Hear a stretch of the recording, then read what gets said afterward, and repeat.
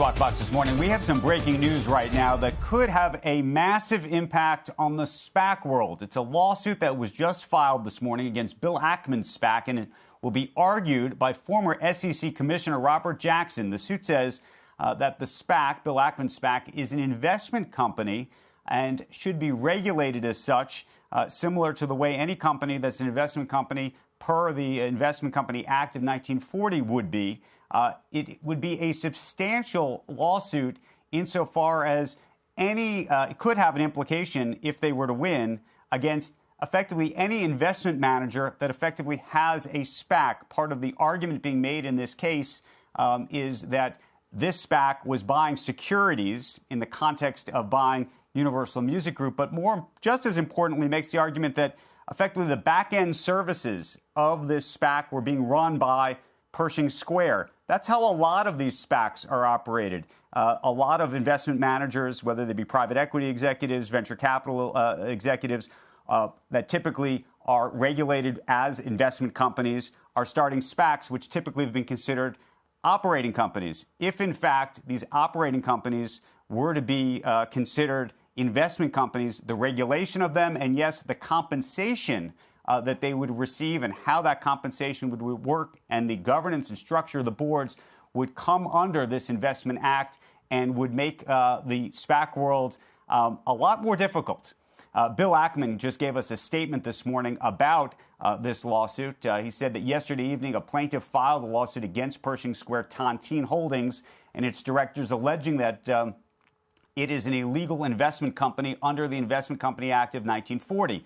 The complaint bases its allegations, among other things, on the fact that PSTH owns or has owned U.S. Treasuries and money market funds that own U.S. Treasuries, as do other SPACs, while they are in the process of seeking an initial business combination. PST has never held investment securities that would require it to be registered under the Act and does not intend to do so in the future. We believe this litigation is totally without merit. But, Becky, I think the SPAC world is going to raise some eyebrows this morning about what this kind of lawsuit means. The fact that it's being brought and effectively argued by a former commissioner of the SEC at a time when the SEC itself is raising questions about SPACs is going to create some real questions. And I don't know. We'll see if this has any kind of chill on the SPAC market.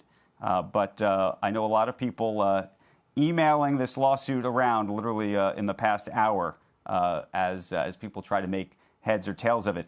One of the great ironies I will say of this whole thing is that of all of the SPACs out there, I would have argued to you that the Bill Ackman Pershing Square version was more investor friendly than many of the others, because from a pay for performance perspective, there were warrants, and the warrants only got paid off if the company was successful. And in the case of the Universal Music Group deal, they weren't even getting warrants. So there's a lot of SPACs out there where there's no pay for performance. I call it pay before performance. So it's a little odd that they're going after this deal. But of course, the SEC also tried to block the deal with Universal Music Group, which could make the whole thing moot too. So it's very complicated. Look, the SPAC industry has already chilled to a huge extent. We're not seeing anything near what we were a year ago at this time. It's not necessarily the investment vehicle of choice or the operating company of choice, depending on how you want to look at this. What I think is interesting, Andrew, is what you brought up about how it affects compensation. If it's an operating company versus an investment company, is that tax implications as well as how this all goes down?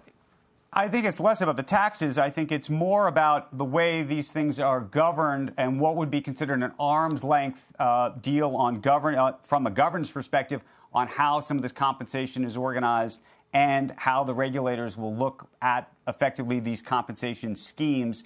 Part of the argument effectively that Robert Jackson appears to be making against Pershing Square is that these boards are not independent boards. By the way, most boards of SPACs have historically not been independent. Mm-hmm. Now, with full disclosure, there's no claim here that that they've misled the public or that it's a fraudulent conveyance or anything like that. Just that this unto itself is effectively illegal because the Investment Act of 1940 would make it such. If that were to happen, it would chill this environment, and specifically for investment professionals, make it less attractive for as a business proposition for them.